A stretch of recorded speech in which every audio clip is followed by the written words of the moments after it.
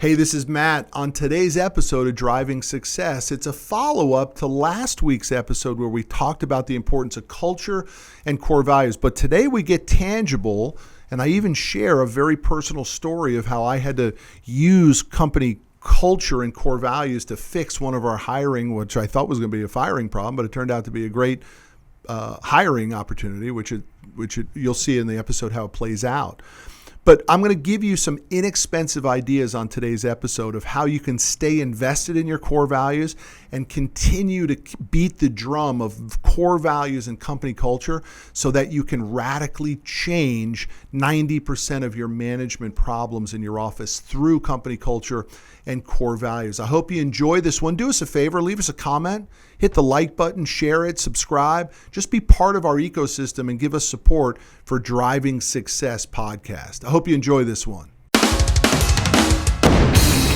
Author of The Grit, author of You Need More Money, founder and president of Commercial Fleet Financing, it's Matt Manero. The Driving Success podcast, powered by Commercial Fleet Financing. Welcome to the Driving Success podcast, powered by Commercial Fleet Financing. I'm your host, Matt Manero, coming to you from the Commercial Fleet Studios in Dallas, Texas. On last week's podcast, we talked about the importance of core values and company culture and how if you get those right within your organization, we believe 90% of your problems will go away. And of course, we still stand by that, and we will always stand by that because we did it here in our office. Culture and core values fixed our hiring problems, our firing problems, our management problems. Many of the things that you are plagued with in your business go away when you get culture and core values dialed in and aligned, and you become relentless to it.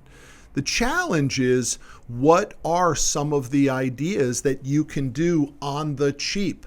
Because everybody can tell you that you need to go get new offices and, you need to do big fancy signs and go put ping pong tables and allow people to bring their dogs to work and go ahead and put a bar with a kegerator in it. And, you might think that's a good idea, but it's a dumb idea. You're not going to bring a kegerator into your office and let people drink all day, especially in the doggone transportation business. Then they're going to get in one of your trucks and go haul freight or tow cars. It's insanity. But I know software companies that do that and tech companies that do that and think that that's pretty cool. Sure as hell never going to happen here at Commercial Fleet, I'll tell you that. And I don't think it should happen at your office. But there are some things that you can do on the cheap to begin to display your cultural ideas and your core values. And I'm going to give them to you on today's episode. That's the purpose of today's episode. So as we start, I want to read you a quote from the CEO of Zappos, the online shoe company. And I really could not agree with what Tony over at Zappos says on the topic of culture. Here's his quote.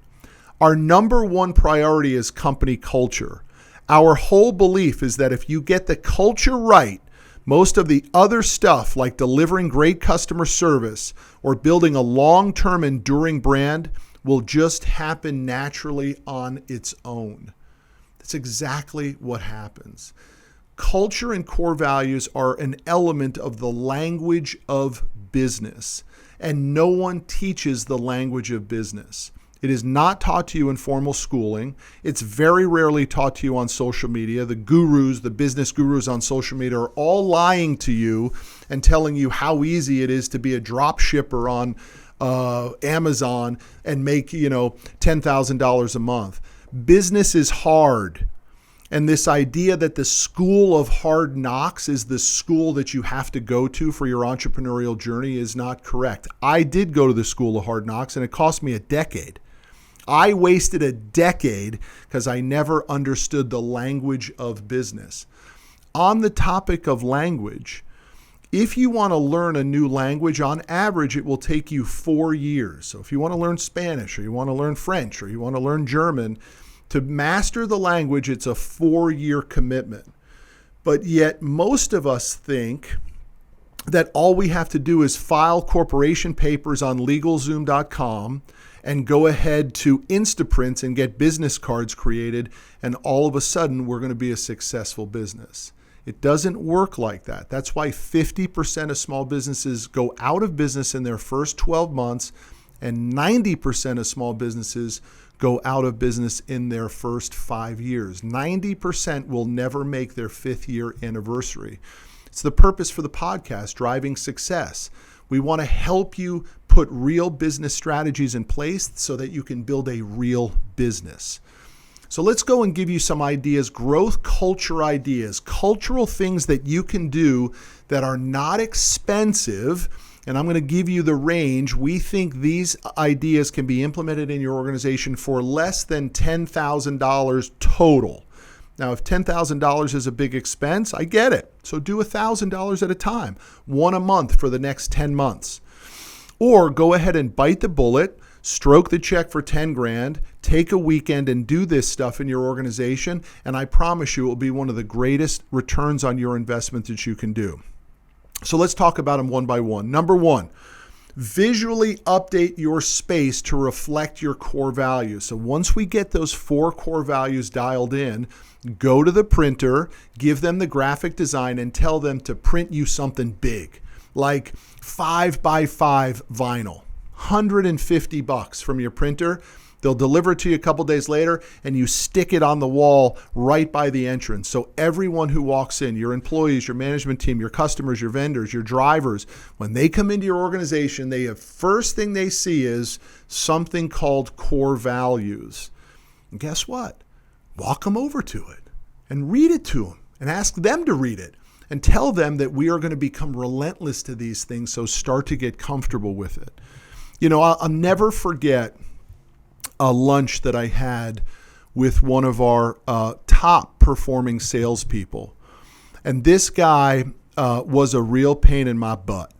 I mean, he brought in a lot of revenue, but he was a bull in a china shop, to put it mildly.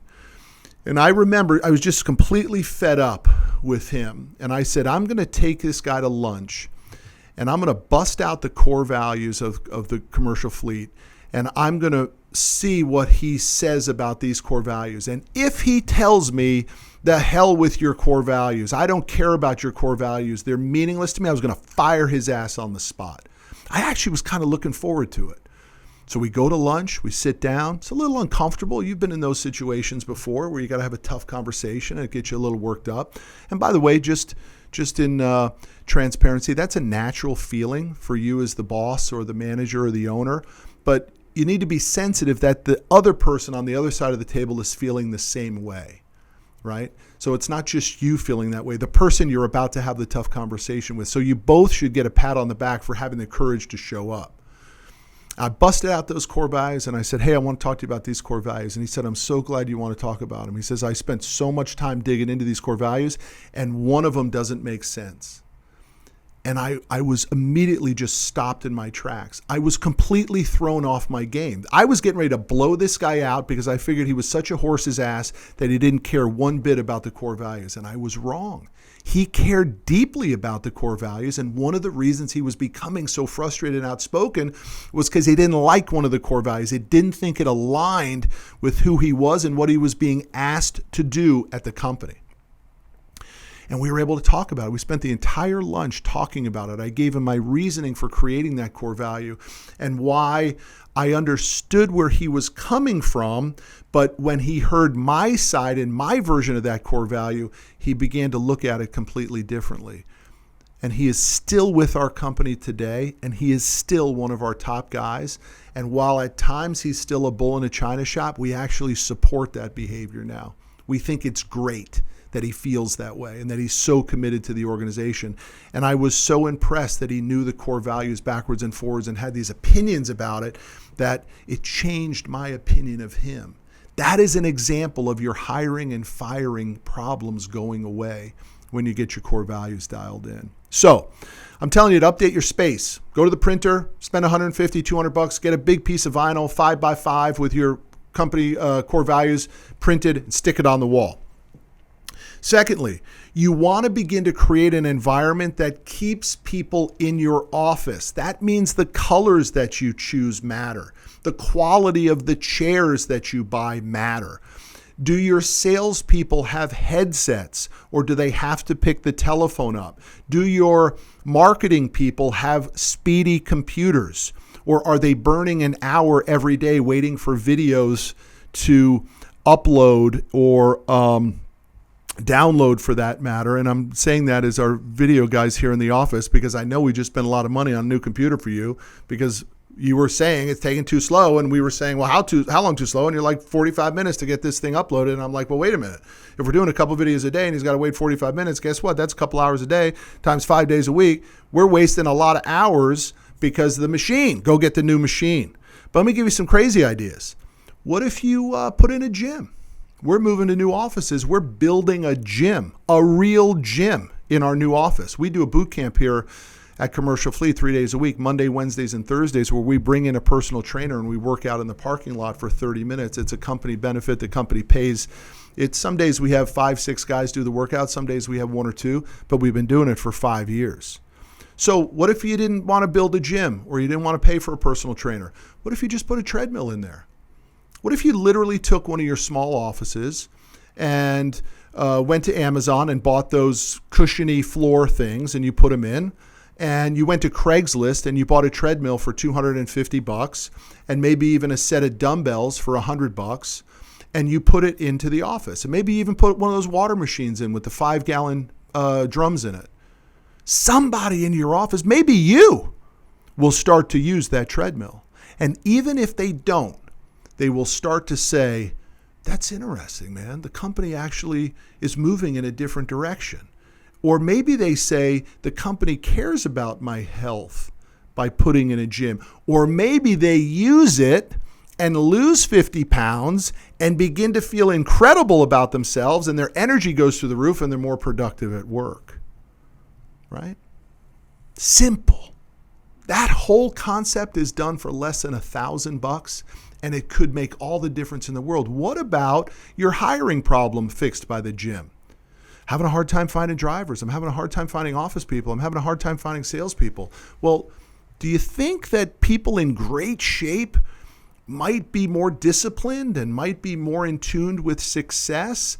Well, maybe they want to get a workout in at lunch instead of having to work out before coming to the office or after the office, and you just gave them that benefit. Might help you in the hiring side of things. Number 3, compensation matters when it comes to culture. Compensation needs to be tied to expectations that are executed on and fulfilled. And one of the best ways to prove that out is through client successes. So tie your compensation to expectations that are executed and completed upon that benefit the client. So more business comes through the door. What do I mean by compensation? It could be big bonuses, but it also could be a $25 gift card.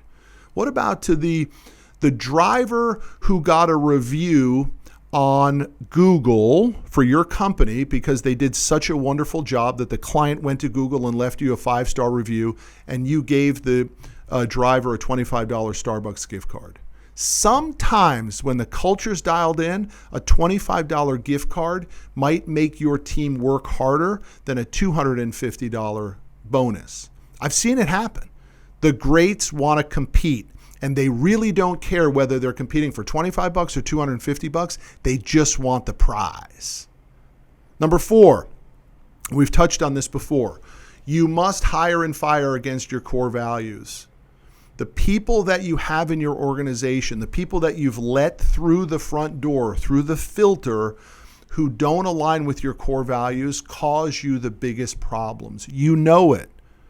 Every decision you've made in your life in which you made it with someone who didn't align with your value system or your belief, those are the decisions that caused you the greatest headaches. So get the core values dialed in and hire and fire against them. Number 5, do monthly awards around your core values, right?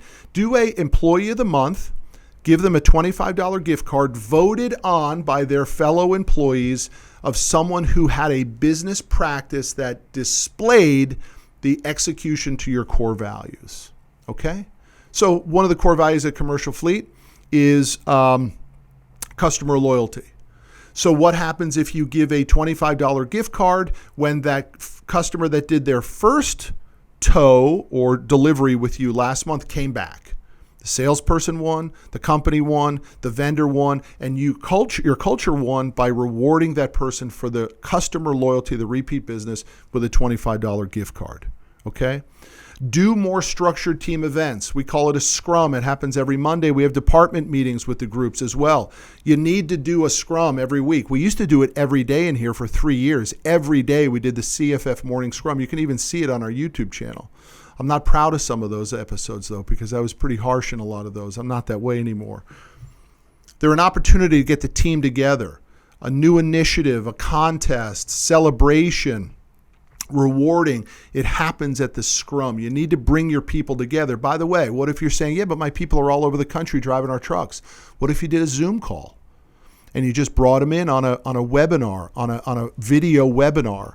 They will feel part of the organization. That solves some of your hiring and firing and management problems, because one of the problems you have in transportation is your employees, your drivers, they feel alone on an island. So use some technology to bring them in to have one of these group meetings. And the last one I throw out, actually I have two more, is find reasons to celebrate. Just find a reason to clap and say this person did something great. You know, you can go to Amazon and buy little medals. They're inexpensive. Buy first place, buy winner medals, buy, we love you medals, and hand them out all the damn time. Literally, it's $10 to buy a pack of 50. And people want to be recognized and hear their names. And the last one for today on inexpensive growth ideas is clean the damn office. Put some paint on the walls. Have those carpets cleaned. Bring janitorial in to keep the bathrooms clean and the break area. I've been to so many clients' offices in which the first thing I see when I walk in is disgusting stained carpets. For $250, you can get the carpets cleaned. For less than that, you can have a painting party. Hell, go to Home Depot and buy 5 gallons worth of paint and some rollers and order in 10 pizzas from Domino's and have a painting party. Close the office at 3 o'clock and paint till 8 o'clock, and everybody come on in the next day and say, holy mackerel, this place looks incredible. What's the cost of that? 5 gallons worth of paint, some rollers, and some pizzas. These ideas are some of the greatest ROI, return on your investments, you can possibly do. And they're important because you as the leader are the keeper of the culture. That's the message on today's episode of Driving Success, powered by Commercial Fleet Financing. We will see you down the road. Thanks for watching Driving Success, powered by Commercial Fleet Financing.